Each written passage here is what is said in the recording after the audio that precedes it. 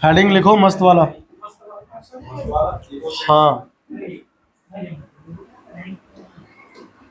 Experimental experimental determination determination of rate constant, क्या चीज? हाँ, order of reaction, sorry, order of reaction. Experimental determination of order of reaction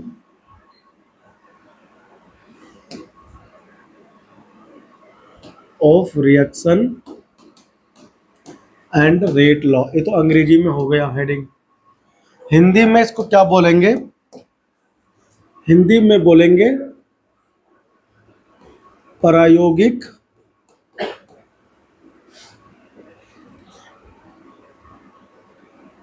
रूप से अभिक्रिया की कोटि का गणना। अभिक्रिया की कोटि अभिक्रिया की कोटि की गणना और अभिक्रिया वेग लिखना। अभिक्रिया वेग लिखना, ठीक है ना। अभिक्रिया की कोटि कैसे निकाली जाती है एक्सपेरिमेंटली, ये मैं तुम्हें यहाँ सिखाऊंगा इस लेक्चर के थ्रू आउट, ठीक है ना। और इसको हम लोग एक क्वेश्चन के माध्यम के अलावा नहीं सीख सकते, ठीक है ना। दो क्वेश्चन में करके दिखाऊंगा और इसके ही जैसा क्वेश्चन तुम्हारे बुक में है अभ्यास में, ठीक है ना।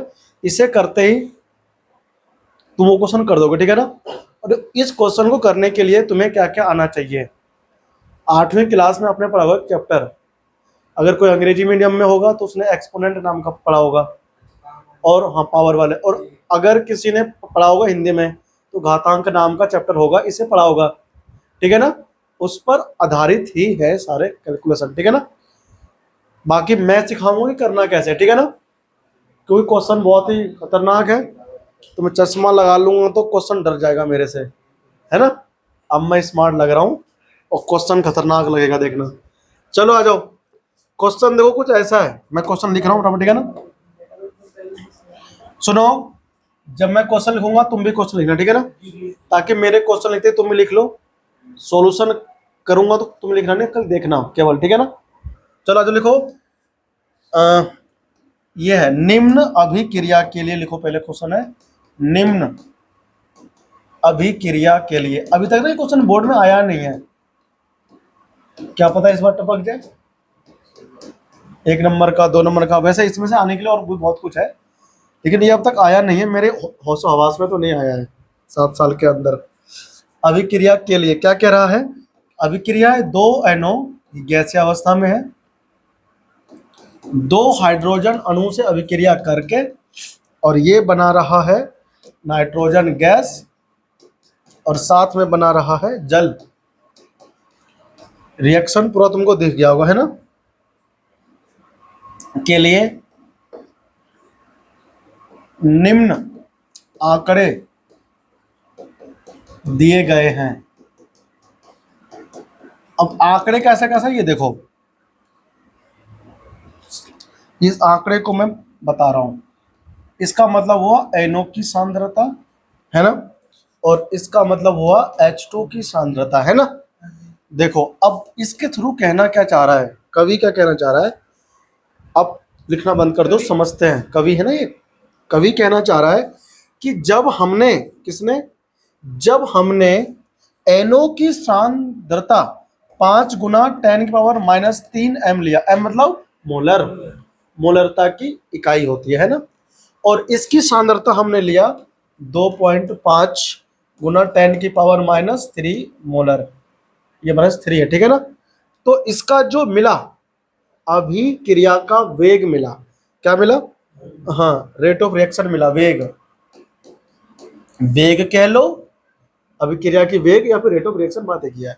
या फिर हम इसको ये भी लिख सकते हैं -1/2 और dNO अपॉन dt।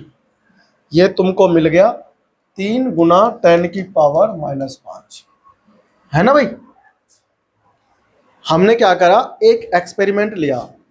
उस एक्सपेरिमेंट के दौरान हमको ये पता करना है कि जो रिएक्शन चल रही है इसकी कोटि क्या होगी। इसकी कोटि, हम तुम्हें कल ये समझाए थे कि किसी भी अभिक्रिया की कोटि प्रायोगिक तौर पे निकाल सकते हैं, मुजबानी नहीं निकाल सकते, ऐसे है ना, थ्योरेटिकली नहीं निकाल सकते।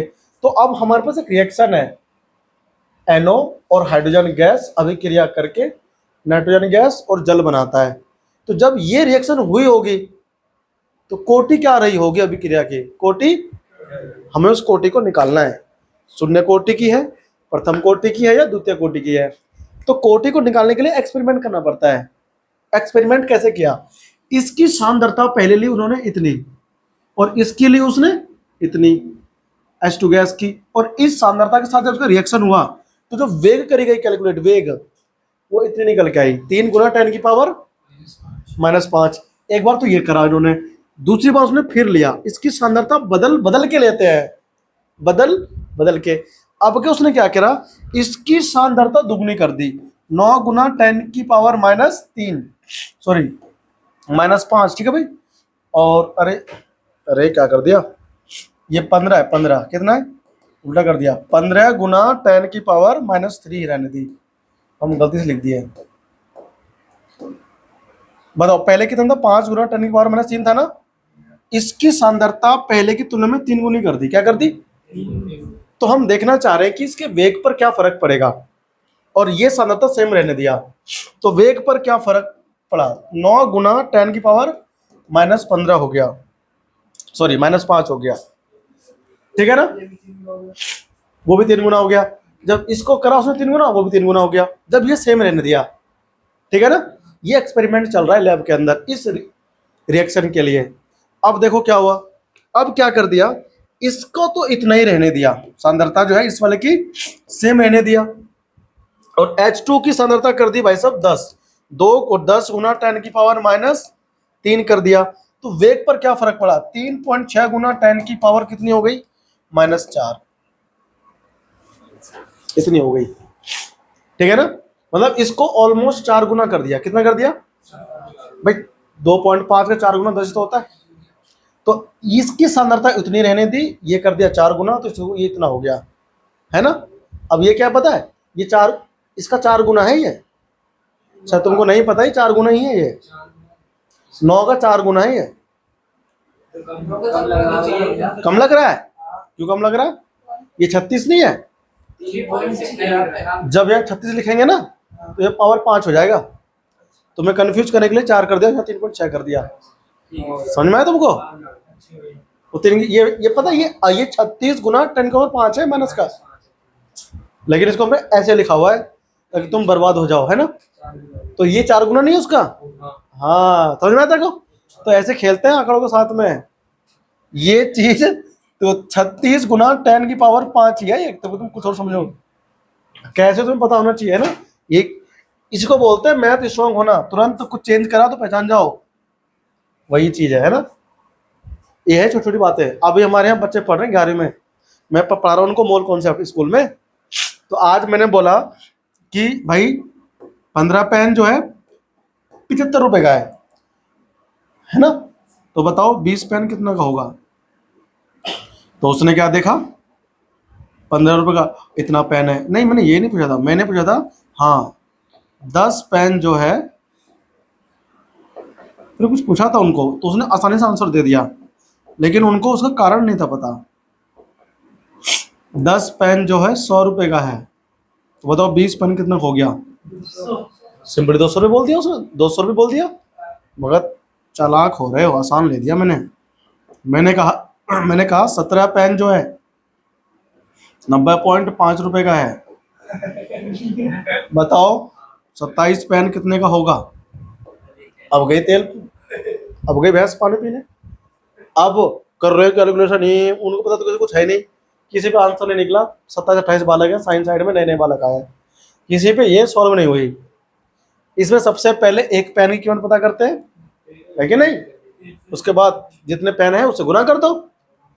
अब ये चीज हमको समझाने में पूरे 2 पीरियड लग गए, गधे को उषा राम को, समझ में उन्हें कुछ नहीं आया। फिर जब समझाया बहुत देर में, सब कह रहा हाँ ऐसा कर सकते हैं सर जी, फिर समझ में आया।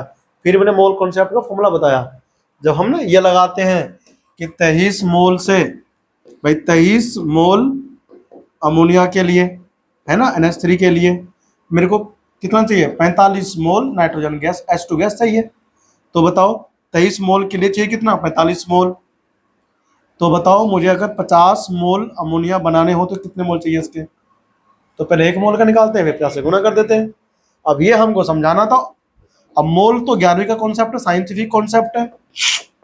ये समझ में तब आएगा जब उनको वो आएगा, पहले जो था 1 केले का मूल इतना रुपया है, 10 केला कितने का आएगा, है ना। चीजें बताओ तो सिखानी पड़ती चीजों को आराम से।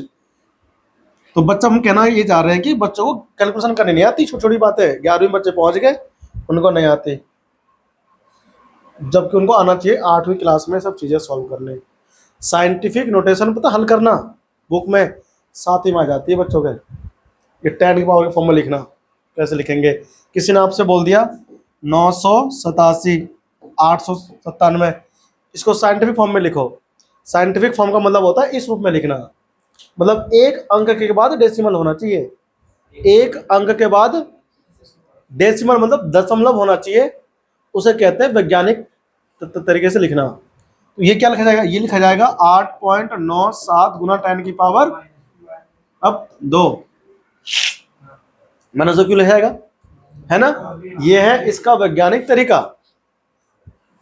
अब ये जिसको नहीं आएगा तो उसको 11वीं में 12वीं में दिक्कत आएगी। तुम्हारे जितने भी आंसर आते हैं जो फिजिक्स या केमिस्ट्री में आते रहो आंसर, पीछे देखना इसी फॉर्म में आपको मिलते होंगे। अगर बड़ी संख्या होगी तो एक अंक के बाद पॉइंट लगा मिलेगा और फिर 10 की पावर के रूप में होगा। क्यों लिख के देगा उसको ऐसा, हो ऐसा इसलिए लिखते हैं कि तरीका लिखने का वैज्ञानिक तरीका, ठीक है ना। मतलब मोस्ट ऑफ द केस में ऐसा होता है। आगे बढ़ते हैं। ये तुम्हें क्वेश्चन दिया हुआ है, तो इतने सारे एक्सपेरिमेंट मतलब अलग अलग। पहला प्रयोग करा उसने इस सांद्रता पर, वो वेग निकल के आया। दूसरी बार उसने क्या करा, सांद्रता ऐसे लिया तो ये वेग निकल के आया। तीसरी बार उसने क्या करा, ये करा तो ये वेग निकल के आया। अब इन कैलकुलेशन के आधार पर अभिक्रिया की कोटि निकाली जाएगी, कोटि निकाली जाएगी। तो हम निकालेंगे अभिक्रिया की कोटि। कोटि निकालने के लिए पहले हमको क्या लिखना पड़ेगा, क्या लिखूं बताओ, वेग लिखेंगे। क्या लिखेंगे, तो अभिक्रिया की वेग का बताओ क्या होता है फॉर्मूला। अभिक्रिया की वेग के एनओ है ना इसके अंदर, एनओ ही तो है, तो एनओ की पावर एक्स लिख दूं और क्या लिखूं मैं इधर इसकी बताओ, H2 की पावर y लिखूंगा, है ना। ये वेग है उस रिएक्शन के लिए। हमें एक्स वाई का मान निकालना है। अगर हम एक्स वाई का मान निकालने में सामने सॉरी कामयाब हो गए तो हमें कोटि मिल जाएगी ना। तो वही हम करने वाले हैं। पहले हम बनाएंगे इसका इक्वेशन। देखो पहले वाला केस पकड़ो, ये पहला केस है ना। एनओ की सांद्रता कितनी है बताओ पहले वाले केस में, 5 गुना 10 की पावर, ठीक है बंद कर दो। उसकी पावर कितनी है एक्स, बताओ उधर H2 की कितनी सांद्रता है, 2.5 गुना 10 की पावर -3, इसकी पावर y लगा दो। जब इसकी सांद्रता ये थी और ये थी तो देखो उसका वो कितना आ रहा है वेग, 3 गुना 10 की पावर -5। ये किसकी जगह लिखा मैंने, ये लिखा मैंने इसकी जगह पे अभिक्रिया की वेग, ये वेग ही है, ठीक है ना। तो वो मैंने ये लिख दिया। इसको बोलेंगे समीकरण नंबर 1। आप इसको कैसे हल कर सकते हो, एक्स वाई नहीं हल होगा ना। ये एक इक्वेशन है, समीकरण। इसमें दो चर राशि है। चर राशि का मतलब होता है वो जिसका मान हमें नहीं पता। तो इसमें एक तो एक्स का मान नहीं पता, एक हमें, अगर इसमें कोई एक चर होता तो हल हो जाता एक इक्वेशन से। अब इसमें दो चर है, चर मतलब वेरिएबल्स बोलते हैं इसको अंग्रेजी में। तो इसमें दो चर है, मतलब एक एक्स और एक वाई। जब भी दो चर होता है किसी इक्वेशन में तो उसे हल करने के लिए कम से कम 2 इक्वेशन चाहिए। कितना चाहिए, तभी वो हल हो पाता है, वरना हल नहीं हो पाता, ठीक है ना। आगे आ जाओ इधर देखो।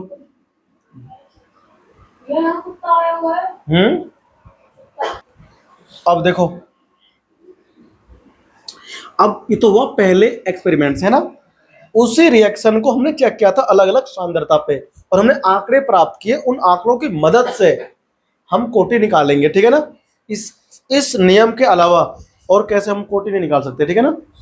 देखो हाँ, अगर प्राथमिक अभिक्रिया है तो निकाल लेंगे जोड़ करके ना, वैसे करके स्टोइकियोमेट्री से। अब दूसरे में आ जाओ, देखो इसमें इसकी सांद्रता कितनी है बताओ, एनओ की। एनओ की सांद्रता इसकी है 15 गुना 10 का पावर -3 पावर एक्स। इसकी सेम है 2.5 -3y इक्वल टू -5। समीकरण नंबर 2 दे देंगे, ठीक है ना। तीसरा भी बनेगा भैया, 3 तो तुम्हें कम से कम देगा ही। ये सेम रहेगा 15 गुना 10 की पावर -3, इसकी सांद्रता हो गई 10 गुना 10 की पावर -3, यहाँ x और ये पावर y। इधर कितना दिया 3.6 इंटू 10 की पावर -4। तीनों क्वेश्चन को हल करके एक्स का मान निकालना है बस, और कुछ नहीं करना। अब हल कैसे होगा उसका टेक्निक सुनो, देखो ध्यान से। चीजें क्या होती है ना, प्रैक्टिस करने से हमको आती है। हमको एक्स वाई का मान याद करना है, तो तुम लोगों ने ना सीखा होगा 10वीं में 2 इक्वेशन आपको मिलते थे। 2 इक्वेशन आपको भाई x plus Y equal to कितना मान लो 6 मिल गया, और x plus Y equal to आपको 2 मिल गया। तो बताओ x कितना y कितना है कि नहीं। तो तुम इसको विलोपन विधि प्रतिस्थापन विधि लगाकर हल करते थे ना, और आप x का मान निकालते थे। तो यहाँ पर आप करते क्या थे, समीकरण 1 ये हो गया, 2 ये हो गया, आपस में घटा दोगे तो 1 कट जाएगा, है ना। यहाँ पर हमको कहीं में 2 लगाना पड़ेगा, ठीक है ना, ठीक है ना।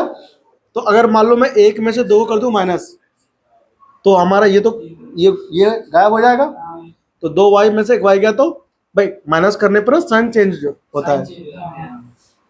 तो यहाँ पावर ओवर तो है नहीं, सिंपल इक्वेशन था तो आपने माइनस कर दिया। लेकिन यहाँ पर इक्वेशन देखो ऐसा नहीं है, यहाँ पावर में वेरिएबल है। तो पावर में होता है तो भाग करना पड़ता है काटने के लिए एक दूसरे को। अब देखो ध्यान से गौर से, अगर मैं इस इक्वेशन को भाग कर दूंगा इस इक्वेशन से, तो सेम सेम नहीं है, ये कट जाएंगे दोनों। यानी आपको ध्यान से केवल ये सोचना है कि किस इक्वेशन को किससे भाग दे, जो एक चर पूरा गायब हो जाए। एक चर 2 चर में है, एक चर भगाना पड़ेगा, मतलब हमको एक चर में कन्वर्ट करना पड़ेगा उसे। तो अगर मैं इक्वेशन नंबर 2 को यहां ले देता हूं, समीकरण 2 को 1 से भाग करने पर, तो इसको भाग कर देते हैं।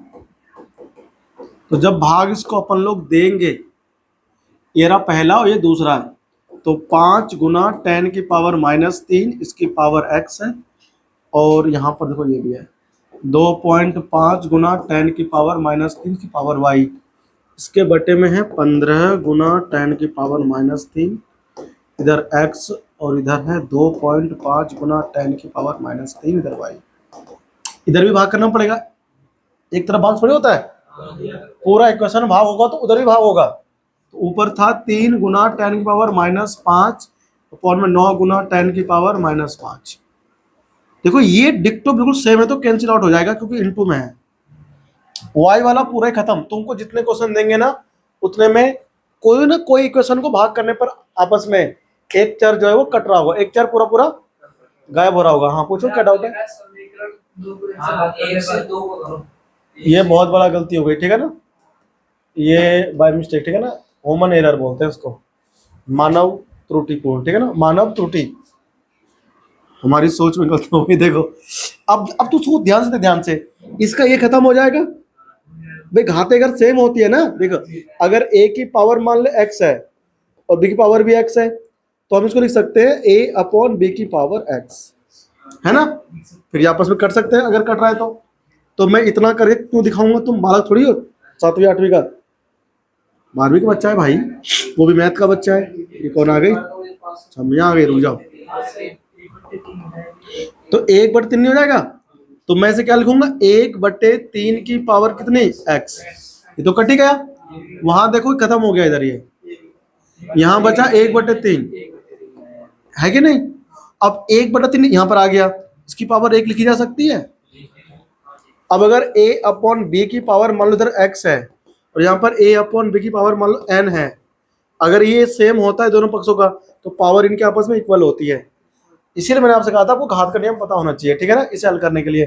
तो घात के नियम के अनुसार x का मान कितना हो गया n, तो यहाँ पर भी देखो दोनों सेम नहीं है, x का मान कितना होगा 1, ये हमारे हो गए भी x का मान आया है, वो y का मान भी तो चाहिए। अब देखो ध्यान से कि किसको किसको भाग करने पर गायब हो जाए, दो ये सेम है ना, अगर 2 को 3 से भाग देंगे तो मर जाएगा, है ना, तो हमें वहां से y का मान मिलेगा। इतना कॉपी करो ना, इसको फिर रब करेंगे अभी आगे, है ना, कॉपी करो इसको बराबर से। आंकड़े नहीं लिखे, ये लो लिखो आंकड़े खाओ केकड़े, देखो उधर, ये तुमने यहाँ से लिखा था बस, है ना, ऊपर तक लिखा होगा, फटाफट से कॉपी करो ना जल्दी जल्दी, इस टाइम नहीं लगाना, ठीक है ना, चापो। चलो आ जाओ, इक्वेशन 3 को भाग करूं या किसको भाग करूं बताओ? 2 को 3 से। 2 को 3 से ना, मैं 3 को 2 से भाग करूंगा, डिवाइड कर दो ना, डिवाइड 3 बाय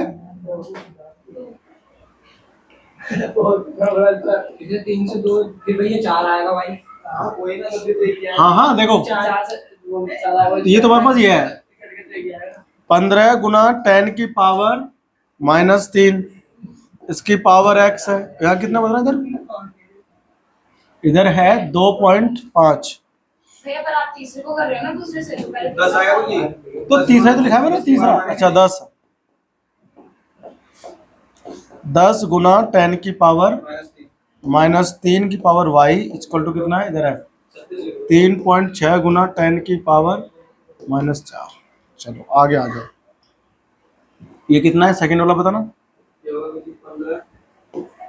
15 गुना 10 की पावर -3 की पावर x, 2.5 गुना 10 की पावर -3 y, ये कितना है 9 गुना 10 की पावर -5।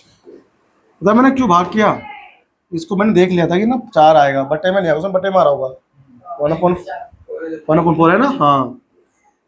अरे चाचा ये मर गया इससे,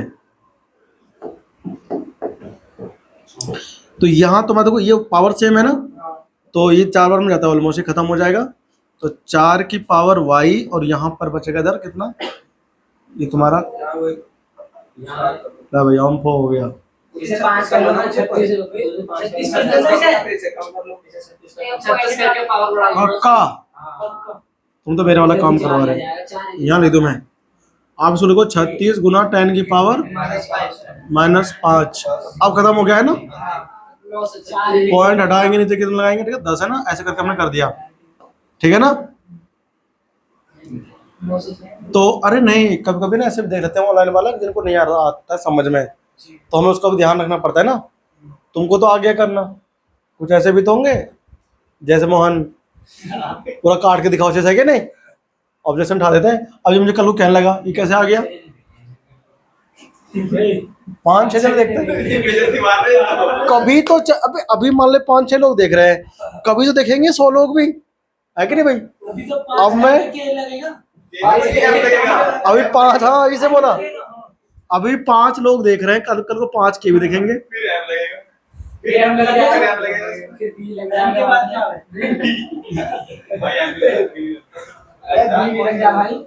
यहाँ क्या बचा बताओ, ये खत्म हो गया ना, 36 9 चौक 36, तो 4 आ गया। अब 4 के पावर y लिख लो, ये 1 है ना, सॉरी 4 के पावर 1, यहाँ 4 के पावर y, यहाँ पर 1, कंपेयर करोगे तो 1 नहीं आएगा। चलो अभी क्रिया की कोटि कितनी निकली देखो, तो अभी क्रिया की कोटि, अभी क्रिया की कोटि, अरे यार की कोटि, तेरे को आया समझ में, बोला गया, ठीक है, जबरदस्ती नहीं बुलवा रहा हूँ, तुझे आ गया, तू ही बोल रहा है। x प्लस वाई 1 प्लस 1 बराबर कितना होता है, 9। कहाँ तुम्हें तो कह रहे तो अरे अरे यार तुम कैसी कैसी बातें करते हो, अजीब लौंडा है अभी देता हूँ सबको, रुक जाओ 2-2 रुपए, वेग इज इक्वल टू, अच्छा इसमें देखो कोटि पूछा फिर वेग भी पूछा है, क्या पूछा है, तो वेग नहीं पूछा उसने, तो बताओ वेग क्या होगा इसका। अच्छा वेग नियम तुमसे बोलेगा कोटि ज्ञात करो, फिर वेग नियम बताओ, तो अगर तुमको वेग नियम बोलेगा ना तो बता दो ऐसे, वेग नियम यहाँ पर क्या आ जाएगा ना भाई, के तो हमको नहीं पता, के हमको नहीं पता, क्या करे नहीं पता तो, है ना। अच्छा हम के निकाल सकते हैं, अब अब हम के निकाल सकते हैं। निकाल सकते। अच्छा एक बात ध्यान रखना, तुमने सांद्रता भलो कर दिया हो सब में अलग अलग, इधर देखो ध्यान से कहा गया, ये फायदा है डिजिटल का, तुरंत ले आते हैं वहीं से वापस, है ना, चौक से करते तो मिलाना पड़ता। अब तुम चाहे सांद्रता इतनी रखो, इतनी या इतनी या कितनी भी रखो, इन सभी रिएक्शन में जो वेग स्थिरांक के होगा ना वो सेम रहेगा। वो क्या रहेगा? ध्यान रखना, कांस्टेंट है वो सेम रहेगा इस अभिक्रिया के लिए। तो तुमसे वेग स्थिरांक निकलवा सकता है वो, और मैं भी निकलवा के दिखाऊंगा, तुम निकाल के दिखाऊंगा। कोटि पूछेगा, वेग नियम लिखवाएगा, अब बोलेगा चलो भैया आपने इतना कर लिया तो वेग स्थिरांक निकाल के दिखा दो। तो पहले मैं वेग नियम देखो लिख रहा हूँ इधर। तो वेग नियम NO की सांद्रता कितनी थी, NO लिखो, ठीक है ना, इसकी पावर कितनी 1 हो जाएगी, और रेस्ट की पावर भी, पावर तो लगाते नहीं, ये हो गया वेग नियम। क्या हो गया ये? वेग नियम बोलेगा कोटि के बाद में तो ऐसे करना है, कुछ नहीं करना है, एक्स वाई की मान रख देना है, वेग नियम हो गया। अब हमसे बोलेगा कि बताओ वेग स्थिरांक की वैल्यू क्या है के, तो उसके लिए हम क्या करेंगे, किसी भी एक इक्वेशन को ले लेंगे, किसी भी एक को, सबको नहीं। तुमको इसमें तीनों में से आसान कौन लग रहा है, कहाँ गया?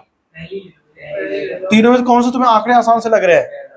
पहला, हाँ ये आसान है, ठीक है ना। तो देखो ये यहाँ पे लिखा है, ठीक है ना, हम जाएंगे ऊपर तो भूल जाएंगे क्या लिखा है, बता देना पहले में से। चलो बताओ वेग कितना था उसका पहले वाले में? 5 है, 3 गुणा 10 की बस वेग पूछा बे, सांद्रता नहीं पूछा है। 3 गुणा 10 और -5। अच्छा के हमको निकालना है, ये बताओ कितना है NO की सांद्रता, NO की सांद्रता बताओ कितनी है पहले क्वेश्चन में, 5 गुना 10 पावर, इसकी पावर 1 ही तो है देखो इसमें। अब इसकी बताओ कितनी है H2 की, हाँ -3, इसकी पावर भी 1 ही है। अब इसमें केवल एक ही तो चर राशि है, क्या हल नहीं हो सकता? अच्छा एक बात ट्राई करना, ये मैंने पहले से निकाला है, दूसरे वाले इक्वेशन से निकालना, सेम निकलेगा वैल्यू, ये चेक करने के लिए कि मैं झूठ बोल रहा हूँ सही है ना, प्रूफ भी हो जाएगा इससे। देखो सेम निकलता है, हम निकाल के देखे थे एक बार, ऐसे हमको बोला मास्टर ने सेम निकलेगा, मैंने कहा झूठ बोल रहा है मास्टर, ट्राई करता हूँ, ट्राई करा सेम निकला, तब से मुझे ट्रस्ट हो गया कि वो सही बोल रहा था। हाँ और क्या, तब से मैं भी कहता हूँ सबको यही बात, निकाल के देख लेना अगर ट्रस्ट ना हो तो। वैसे मैं ना तुमको कभी गलत नहीं पढ़ाऊंगा, अगर मुझे नहीं आता होगा ना कहूँगा यार कुछ दिक्कत चल रही, कर पढ़ा दूंगा पढ़ के, लेकिन गलत नहीं पढ़ाएंगे। अब यहाँ से के निकालते हैं, ठीक है ना। देखो 10 की पावर 5 यहाँ पर है ना, 3 वहां पर है, 3 और 3 कितने जाएंगे, 6 नहीं हो जाएंगे, तो उधर 10 की पावर -1 बचेगा, है ना भाई। यहाँ पर कितना देखो 3 गुना 10 की पावर -5, पावर जोड़ो इसका इसका, तो बटे में आएगा 10 की पावर -6, और यह गुना में कितना आएगा इधर 5 गुना 2.5, 7.5 पक्का, हाँ 25 पंचे 125 होता है ना, तो 12.5 आएगा, 12.5 आएगा, है ना। और यहाँ कितना इधर के बचा, तो देखो अब ये देखो कट रहा होगा ना, यहां से पॉइंट हटाओ, यहाँ पर 10 लगा दो, 10 लगा दूं, चलो हल करते हैं। तो 3 और 3 है कटेगा नहीं क्या, हाँ 3 चौक 12 नहीं कट रहा ना, चलो 5 दूनी 10, 5 दूनी 10, 5 पंचे 25 आ गया, यानी कि 6/25 करो पहले तो, 3 दूनी 6 हो गया, बटे 25 ऊपर ले जाओगे ना, तो 10 5 गया तो कितना बचेगा, गुना 10 बचेगा, बटे के। तो देखो 5 दूनी 10, 5 या 15, सॉरी 5 दूनी 25, 5 दूनी 10, 5 25 हो गया, तो के बराबर कितना आया 1.2, 1.2 नहीं 2, 1.2 नहीं आएगा। अरे देखो यहाँ पर 10 नहीं था, अच्छा अरे हम गड़बड़ कर दिए, 2 भी तो है इसमें,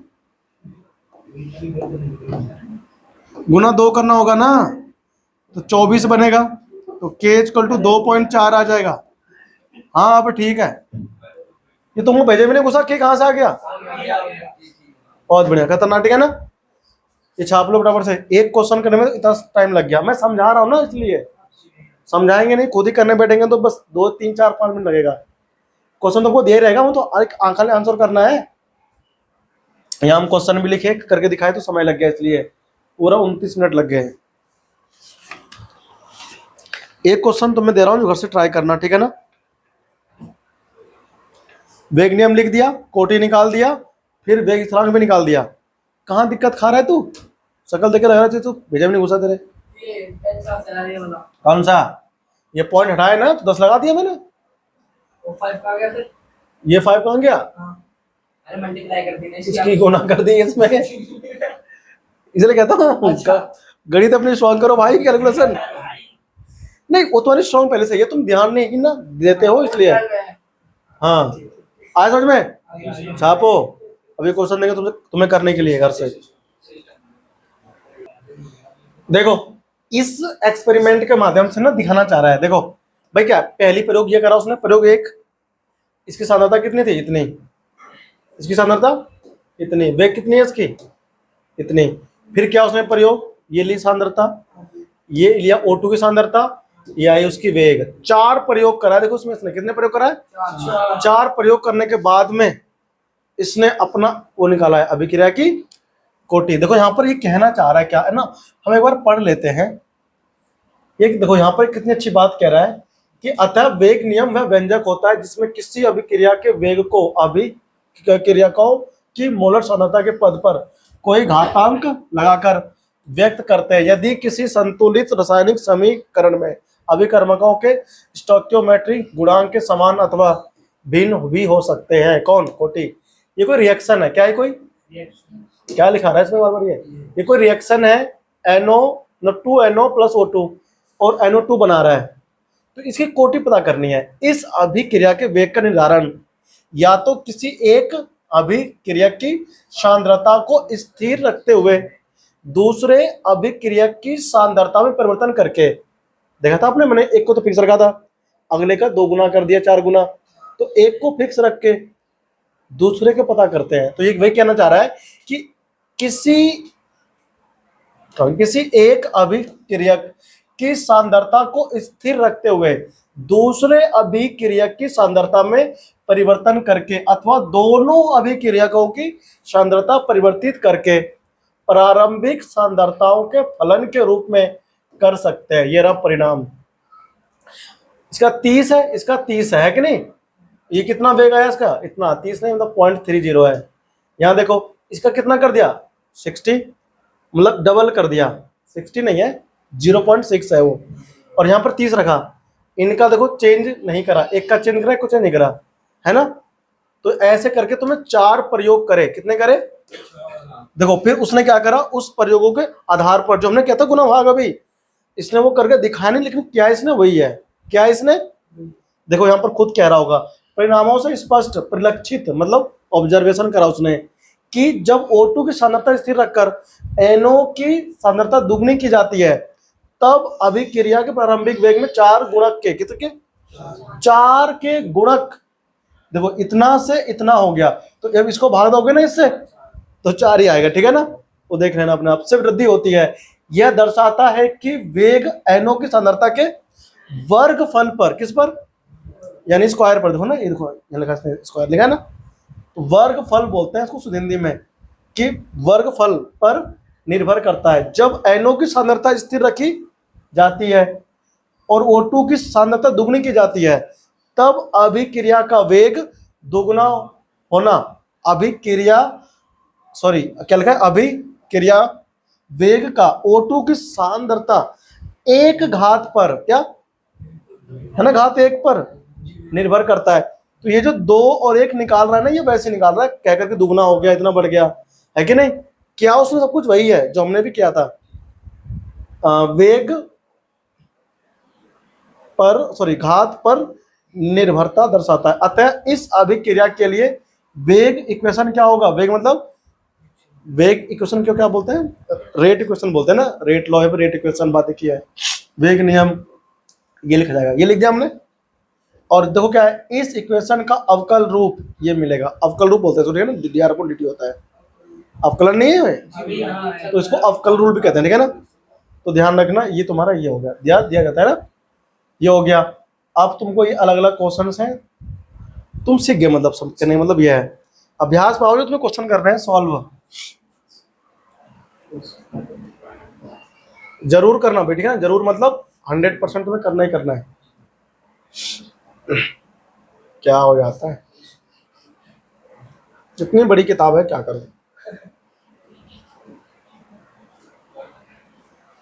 पहले तुम्हारा आता है क्वेश्चन नंबर 10, ये रहा, ठीक है ना। देखो 10 में क्या कह रहा है, ये है ए और बी के मध्य रिएक्शन हुआ, प्रारंभिक सांद्रताओं के लिए उसने आर नॉट का यूज किया है, किसका, और है ए और बी के प्रति अभिक्रिया की कोटि ज्ञात करनी है, किसके प्रति, ए और बी के प्रति। पहला एक्सपेरिमेंट ये रहा, ए का सांद्रता, भाई मोल पर लीटर है ना, ए की सांद्रता जो होगी मोल पर लीटर में होगी। पहले कितना है 0.2, फिर कितना है, ए का तुम्हारा ये हो गया इधर सारा, सॉरी ए का ये हो गया है ना, ए की ये हो गई पहले, बी की ये हो गई, उसका ये क्या है वेग, फिर ए की कितनी, इतनी, और फिर बी की इतनी, और फिर वेग इतनी, ठीक है ना, 3 केस है ना। तुम यहां देख सकते हो, देखो देखो जो ये वाला सांद्रता है वो आधा नहीं है इसका, है कि नहीं, और ये तुम्हारा साथ कोई कटेगा इसमें, है ना? तुम देखना कोई कटता भी है, हाँ कटे जाता है, कोई दिक्कत की बात नहीं आएगी, आराम से हल होता है, ठीक है ना। इसको हल करना, फिर यहां आ जाओ, देखो इसमें यहां 2a + b = c + d है, यहां तुम्हें क्या निकालना है, वेग नियम लिखना है, क्या लिखना है, और वेग स्थिरांक याद करना है। तो वेग नियम और वेग स्थिरांक तब निकाल पाओगे जब कोटि निकाल लोगे, है ना। तो कोटि तुमको निकालना ही निकालना है, इसमें कोटि निकालना, फिर वेग नियम और फिर वेग स्थिरांक, 4 इक्वेशन बनाना और भाग करना, एक दूसरे को देखना कौन कट रहा है, किससे कट रहा है। जरूरी नहीं कि पहले को दूसरे से भाग करना होगा, क्या पता चौथे को पहले से भाग करना पड़ रहा हो काटने के लिए। ऐसा कर करके देखना, कभी तुम हार मान जाओ एक बार में, ये आंसर नहीं आया, हुआ नहीं मेरे पे, करके दिखाओ। अगली क्लास में पता अगर मैं करने बैठूंगा इसको तुम्हें समझाने में 2 क्लास जाएगी, एक क्वेश्चन में 1 क्लास जाएगी, एक क्वेश्चन फिर 1 क्लास और जाएगी, है ना। घर पे अपने आप करना, मैं तुम्हें अगला कॉन्सेप्ट सिखाऊंगा। ये देखो यार क्वेश्चन में 12 भी कह रहा है इससे मैं सही, अच्छा इसमें तो 12 में तो कह दिया इसने कि कोटि कितनी है, 0 है, कोटि कितनी है, तो जो इसमें गायब है ना, ये गायब है, वे निकालने हैं।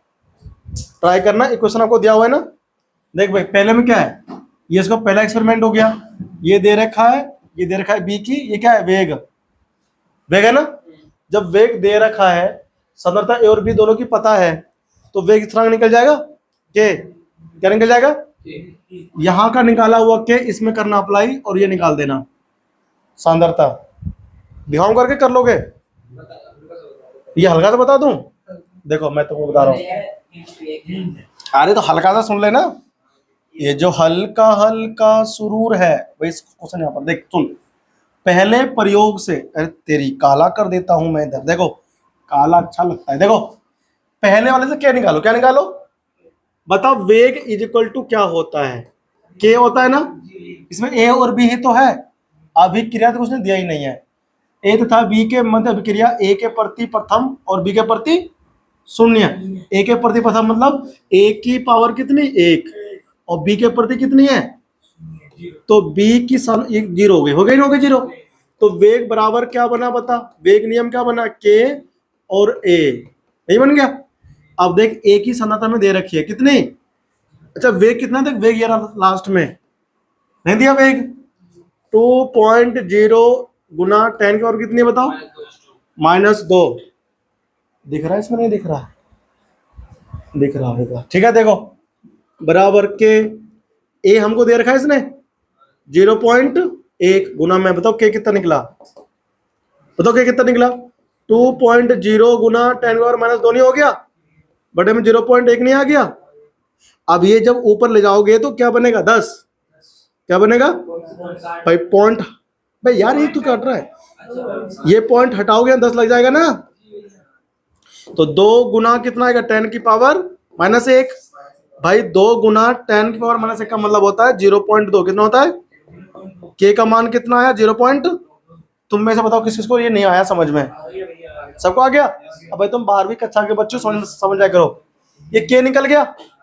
अब तुमको देखो अगले में क्या करना है, तुमको ये निकालना है, ए की सांद्रता क्या निकालनी है, बताओ वेग कितना है इसका, ये रहा, देखो 4.0 गुना 10 की पावर कितना है -2, के तुमको कितना दिया 0.2, भाई जो वेग इसका वही वेग तो इसका भी होगा, वेग नहीं वेग स्थिरांक, कैसे हम होता है ना, के रख दिया मैंने, तुमको ए की निकालनी है सांद्रता, क्या निकालनी है, ए की, कोटि कितनी है इसकी 1 है, और बी की तो शून्य होगी, तो शून्य है तो क्या होगा, एक हो जाएगा, है ना। अब तुमको ये निकालना है, ये तुम निकाल नहीं लोगे। देख सुन, 4.0 गुना 10 की पावर -2 बटे में 0.2 ले आऊं, ओम 4 कर दूं, देख हटा दो, 10 गुना हो गया 4, 2 दूनी, ले भैया 2 दूनी 4, 2 गुना 10 की पावर -1, फिर 0.2 आ गया, नहीं आ गया। अब ये हमने गलत करा कि सही करा, ये चेक करने के लिए आपको पीछे आंसर चेक करना पड़ेगा बुक में कितना है। देखो एनसीईआरटी वाले में आंसर दे रखा है, इसमें क्या दे रखा आंसर। हाँ हाँ होशियार लड़का हुआ है ना, ठीक है भाई, वो ठीक है बिल्कुल। तुम पे किसी बुक तो है नहीं एनसीईआरटी वाली, तो आंसर कहाँ देखोगे। अरे यहाँ पे अभी कहाँ है, अरे अभी ना आंसर देखना है। आंसर की क्या है तो भैया डबल हो गया, ठीक है ना, ये ठीक है, ठीक है भाई। तो भाई साहब घर पे ट्राई करना, आज की कक्षा खत्म हुई क्लास, ठीक है। आज हम तुम्हें क्वेश्चन करना सिखा दिए सबको सॉल्व। चलो अगली क्लास में तुम्हें पता क्या सिखाना है, अगला हमारा टॉपिक है यूनिट निकालना है। ये जो वेग स्थिरांक के होता है ना, उसकी इकाई अलग अलग होती है, इकाई उसकी प्रथम कोटि के लिए इकाई कुछ और होती है, शून्य कोटि में जो वेग स्थिरांक आता है के, उसकी इकाई कुछ और होती है। एक नंबर का पक्का एक क्वेश्चन आएगा मल्टीपल चॉइस में कि बताओ अगर द्वितीय कोटि की अभिक्रिया है तो वेग स्थिरांक की इकाई क्या होगी। गारंटीड है, उसको लिख कर रख लो, नहीं आता तो इस महीने फीस उल्टा। अच्छा हाँ और लिख के रख लो, क्या हमारे साल कहते हैं, फिर साल का आया था शून्य कोटि का, साल फर्स्ट कोटि का आएगा या दूसरे कोटि का आएगा, एक नंबर का आएगा, ठीक है ना। 1% होगा कि नहीं आया, रट क्या लेगा, ट्रिक बताऊंगा ना।